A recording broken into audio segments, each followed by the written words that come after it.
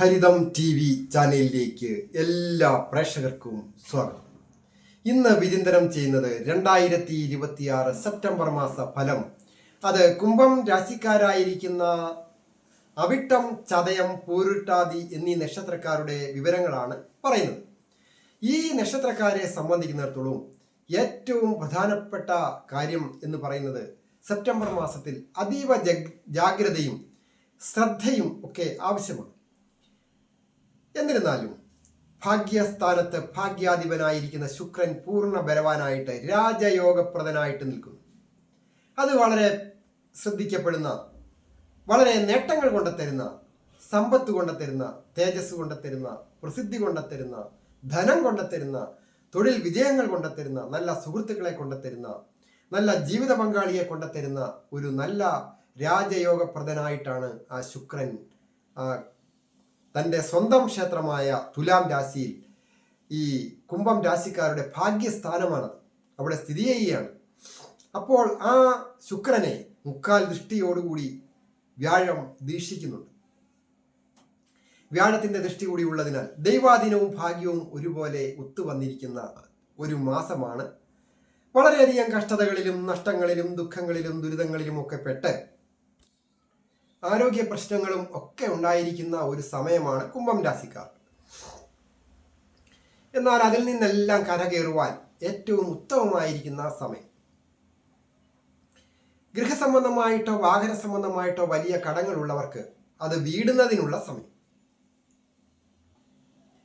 ദമ്പതികളായിട്ടുള്ളവർക്ക് ഏതെങ്കിലും തരത്തിൽ ദാമ്പത്യ ജീവിതത്തിൽ പ്രശ്നങ്ങളൊക്കെ ഉണ്ടായിട്ടുണ്ടെങ്കിൽ അതൊക്കെ ഒന്ന് പറഞ്ഞു തീർത്ത് ക്ഷമയും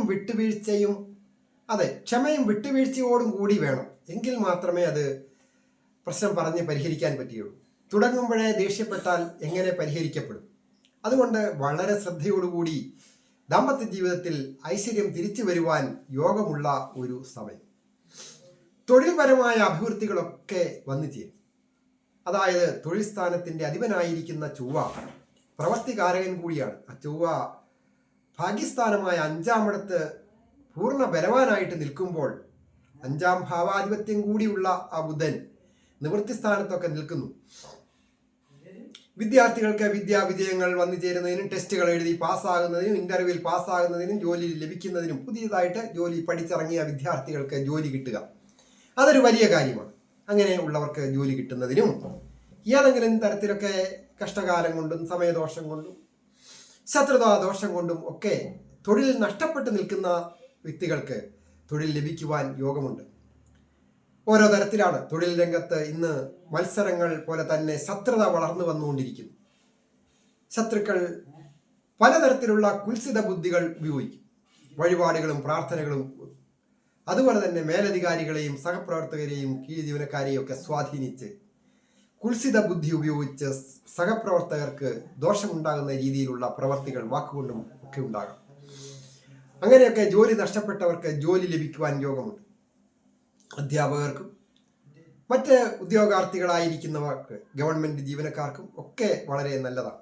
പോലീസ് ഓഫീസേഴ്സ്, മിലിറ്ററിക്കാർക്ക് ഒക്കെ നല്ലതാണ്. പോലീസിലോ മിലിറ്ററിയിലോ ഒക്കെ, അതായത് സൈനിക അർദ്ധ സൈനിക വിഭാഗങ്ങളിലൊക്കെ ജോലിക്കായിട്ട് ശ്രമിക്കുന്നവർക്ക് ജോലി ലഭിക്കുവാൻ അനുകൂലമായ സമയം. ടെസ്റ്റുകളൊക്കെ പാസ്സാകുവാൻ യോഗമുണ്ട് ഈ നക്ഷത്രക്കാർക്ക്.